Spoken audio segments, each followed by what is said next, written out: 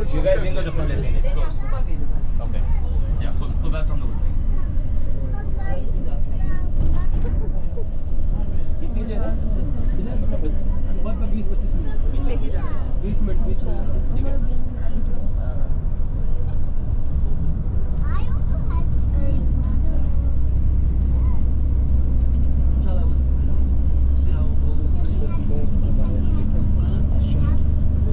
So inshallah, 20 minutes we'll be reaching Uhud. But a bit of background story on Uhud. One thing you note is that the Prophet ﷺ was having a discussion with the Sahaba whether they want to fight within Medina or go outside of Medina, right? And this was a revenge battle of the Quraysh, because the Quraysh lost in the Battle of Badr. They wanted revenge, so the next year they came to fight the Muslims. So the Prophet ﷺ had a kind of like a shura. Anytime he would make a decision, he would not do it on his own. He would have a shura council. That's the sunnah of the Prophet ﷺ, and that's a sunnah that we all need to follow. They ask the members, what do they think about? And then the final decision is of the leader, right? But the shura definitely needs to be done. So he would do the shura with the companions, and the companions, some of the older companions, they said, let's stay in Medina. Let's stay within the city of Medina. And the Prophet ﷺ himself had the same view as well. Let's stay within Medina, let's protect our walls, and then we have an advantage of all, staying in the city, we're not traveling, and we can easily defend the city. But some of the young companions, they said, what, Ya Rasulullah, why should we be scared? We should show that we are strong, we are powerful. Let's go out. Let's go in and show that, hey, we're not scared, we're not scary cats, let's go out and fight. So there was a mix of opinions, and because a vast majority of the people were young companions and they wanted to go outside, the Prophet chose that option. So they actually go out. So we are driving out of the city, shows the Prophet also, the companions also drove out of it. 20 minutes drive. So you can imagine by camel or horse, it was quite a bit of a distance. So anyways, Battle of Uhud, just in a nutshell, you guys can read the details of it in the Seerah books, inshallah. But there were about 3,000 disbelievers. 3,000 disbelievers with three different, you can say flanks, right, groups. And then Muslims were about 1,000. 1,000 versus 3,000, 1:3 ratio. Badr was also 1:3 ratio, 300 versus 1,000. This one, 1,000 Muslims, 3,000 disbelievers. On the way to Uhud, a group of companions, so-called companions, they were actually hypocrites who had weak iman, led by Abdullah bin Ubay ibn Salul, who was the leader of the hypocrites. He kind of demotivated the entire army. Oh guys, come on, you're gonna get destroyed. You're gonna lose. Let's not go out. Let's do this. Let's do that. 300 of the people actually followed Abdullah bin Ubay bin Salul. What we see is that in any group, in any army, you would have people who will instigate against the Prophet ﷺ, against the leaders, right? Trying to get the group out of it, trying to put fear in their hearts. No, we can't do it. And so that's what happened here. Abdullah bin Salul takes 300 people out of 1,000, and they make a U-turn. So you can imagine, you're already less in number, 1,000 only, and then 300 leave, your morale just goes down.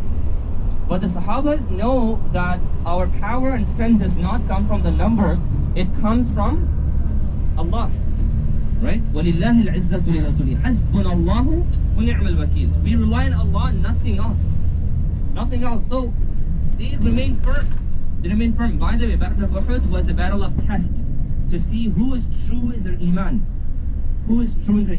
And this was the test, and they said they're very calculative. You see, a believer is not very calculative. A believer has yaqeen in Allah, and he also plans, but he does not rely completely on the means, on the number. So anyways, so the 700 go forward against 3,000. The battle starts, and before the battle, the Prophet ﷺ, he puts 40 to 50 archers on this Mount Ruma, right? We'll see that inshallah today. I'm going to show you guys this small hill. It's not a complete mountain, it's a small hill. And he says, no matter what happens, even if you see that our bodies are eaten by birds, do not come down from the mountain, right? And the head of the leader was of the archers, Abdullah Jabir. Yes. So there was a Jabir, radiallahu anhu, put as the head of those archers. Anyways, the battle begins. Right, I'll show you guys exactly where the battle takes place. Muslims, where the Muslims are, where the disbelievers are, and Muslims are actually victorious. Right? They defeat the 3,000, and most most of them started retreating. A lot of the disbelievers turned their backs and run away. They were not killed, some of them were killed, but then they lose their morale and start running back. And so the Sahabas, they thought that this is it, we have victory. And so they go after collecting the spoils of war, start picking up the, the shield, the sword, whatever, right? And the 40 archers were on top. On the top, they said, you know what? We are winning now. We are winning now. The Prophet ﷺ said, if you see us dying, right, or if you see our bodies are being eaten by birds, do not come down. Well, we're winning right now. So they had a misinterpretation. We cannot really say the Sahabas disobeyed. Some say yes, they were disobeyed. Some of them disobeyed, actually, you can say that, but there's difference on that. But out of the respect for them, there was a misunderstanding. But no matter what the case is, you should still follow the leader. Who was the leader of the archer? Jabir. Abdullah bin Zubair. Sorry, that's the name. Jubair, but Jim? Okay, Abdullah bin Jubair. Yeah, that's the name I was looking for. Abdullah bin Jubair, Jazakallah khair. So, he is a leader of the archers. And he says, guys, do not go. And they said, no, we are going to skip and go to Rasulullah because, we feel that is right. Okay, when there's a chain of command, you follow the chain of command.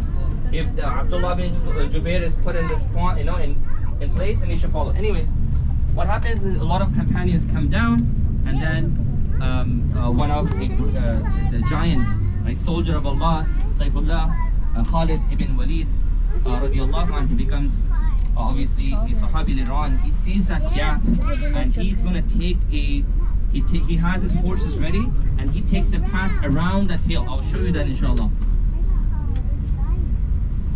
Okay, we're almost here.